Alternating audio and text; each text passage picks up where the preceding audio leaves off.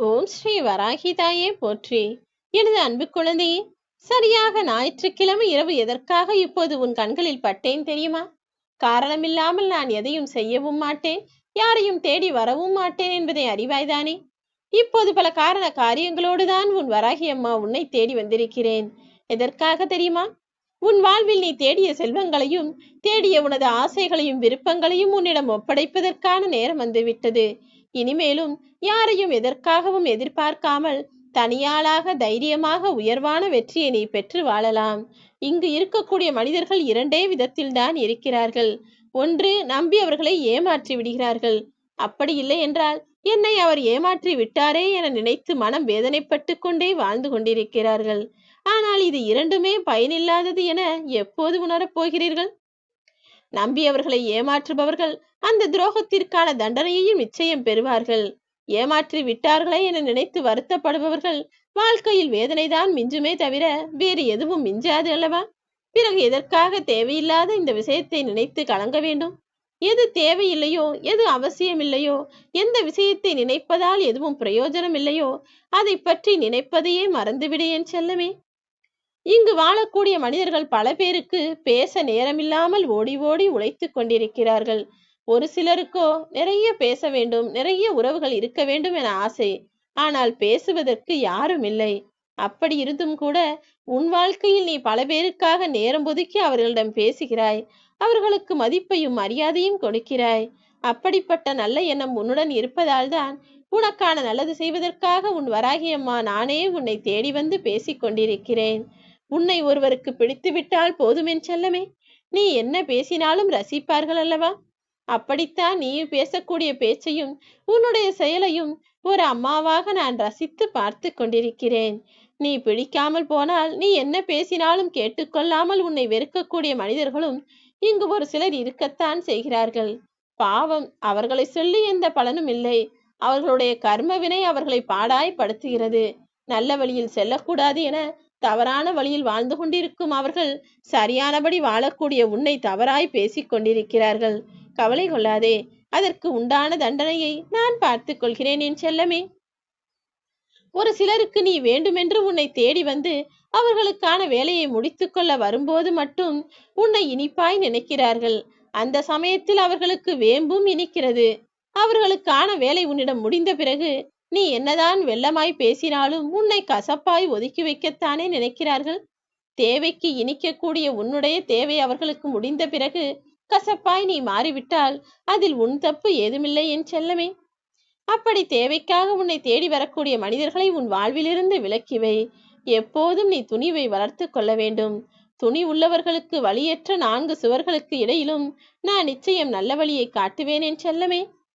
நிரந்தரமற்ற இந்த உலகத்தில் நிரந்தரமில்லாத விஷயங்களை நினைத்து நீ கலங்கிக் கொண்டே இருக்கிறாய்.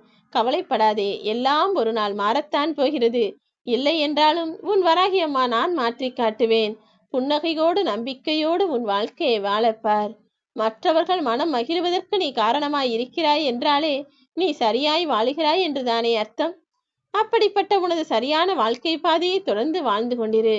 நீ எதிர்கொள்ளக்கூடிய எல்லா விஷயங்களிலும் உனக்கு வெற்றி கிடைக்கும்படியும் எந்த ஏமாற்றமும் உன்னை நெருங்காதபடியிலும் நான் பார்த்து கொள்கிறேன் என் செல்லமே. இனி ஒருபோதும் நீ கலங்காதே. எல்லா விஷயங்களும் உனக்கு நல்லதாகத்தான் நடக்கும். நீ எதிர்பார்த்தது எல்லாம் உன் விருப்பம் போல நான் செய்து கொடுக்க போகிறேன்.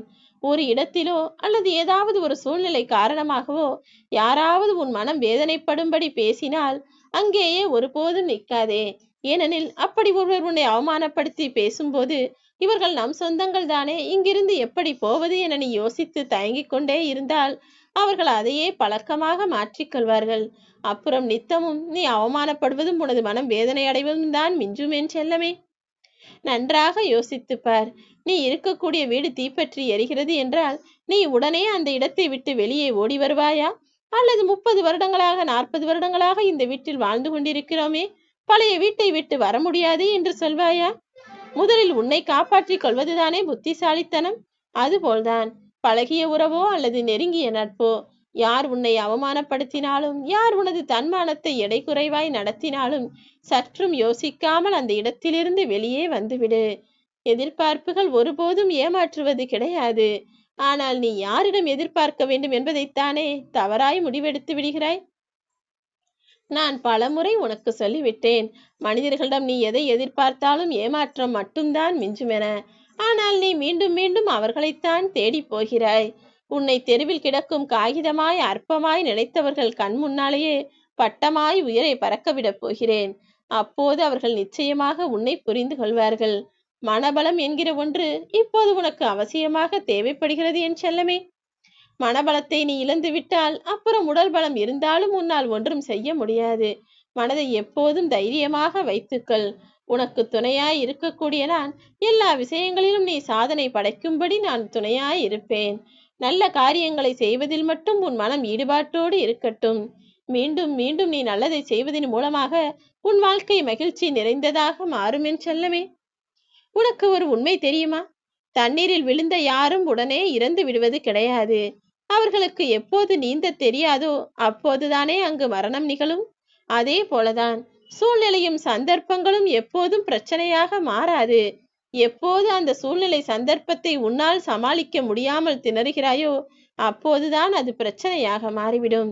அது பிரச்சனையாக மாறுவதற்கு முன்பாகவே அந்த தவறான சூழ்நிலையையும் சந்தர்ப்பத்தையும் சமாளிக்க கற்றுக்கொள். உனக்குள் எல்லா திறமைகளும் இருக்கிறது. ஆனால் என்ன, எல்லாவற்றையும் தாமதமாக யோசிக்கிறாய், தாமதமாக செய்ய நினைக்கிறாய். எதை எப்போது எப்படி பயன்படுத்த வேண்டுமென நான் உனக்கு துணையாய் இருந்து சொல்லிக் கொடுக்கிறேன். ஒவ்வொரு நாளும் கெட்டதையே நினைவில் வைத்துக் கொள்ளாமல் நல்லதை மறந்து விடாமல் எல்லா நல்ல விஷயங்களையும் செய்யப்பார். கெட்டதையெல்லாம் மறந்துவிடு என் செல்லமே. உன்னுடைய மிகப்பெரிய அருமகிமையும் அற்புதமும் என்ன தெரியுமா? ஒருபோதும் கீழே விழுகாமலேயே தோற்காமலே வாழ்ந்தோம் என்பது உனது வாழ்க்கை கிடையாது. எத்தனையோ முறை நீ அவமானப்பட்டிருக்கிறாய், எத்தனையோ முறை கஷ்டப்பட்டிருக்கிறாய். ஆனால் அத்தனை முறையும் அதிலிருந்து மீண்டு எழுந்து வந்தாய் அல்லவா? இப்போதும் அப்படிதான் உன் வாழ்க்கையை நீ வாழ வேண்டும் என நான் ஆசைப்படுகிறேன். இந்த முறையும் நீ ஜெயிக்கப் போவது உறுதி. உனது எல்லா பிரச்சனைகளையும் நான் தீர்த்து வைப்பேன். உனது எல்லா கஷ்டங்களையும் சரி செய்து யாரும் உன்னை குறையே சொல்ல முடியாத அளவிற்கு நிறைவாய் உன்னை வாழ வைக்கப் போகிறேன். இனி அன்பு பாசம் என எல்லா மனிதர்களையும் முழுவதுமாக நம்பாமல் சூழ்நிலையின் சந்தர்ப்பங்களையும் புரிந்து நடந்து கொள். கடந்து போனதை நினைத்து வாடாதே என் செல்லமே. பாம்பு எப்படி தனது தோல் உடல் சட்டையை கலட்டி போடுமோ அதுபோல கடந்த கால நினைவுகளை நீக்கிவிட்டு போய்கொண்டே இரு. இந்த நிகழ்காலத்தில் தான் உனது நிம்மதி இருக்கிறது. உனது செயல்கள் எல்லாமே சிறந்ததாக இருக்கும்படி நீ பார்த்து கொண்டால் நிச்சயம் அது உனது எதிர்காலத்தையும் அழகாய் மாற்றும். எக்காலத்திலும் யாரிடமும் கடுமையான வார்த்தைகளை உபயோகிக்காதே. ஏனெனில் கடுமையான வார்த்தைகளை பேசக்கூடிய நாக்கானது கூர்மையான ஆயுதமாக மற்றவர்களை காயமில்லாமல் கொன்றுவிடும். நீ பேசக்கூடிய வார்த்தைகள் என்பது மற்றவர்களுக்கு ஆறுதலாகவும் அன்பாகவும் அரவணைப்பாகவும் இருக்கும்படி பார்த்து கொண்டால் உன்னை அன்போடு அரவணைக்க உன் வராகியம்மா நான் தயாராய் இருப்பேன். நிச்சயமாக நீ எதிர்பார்த்த எல்லா நல்லதையும் உன் வாழ்வில் நடத்தி கொடுப்பதற்காக தான் இப்போது உன்னை தேடி வந்துள்ளேன்.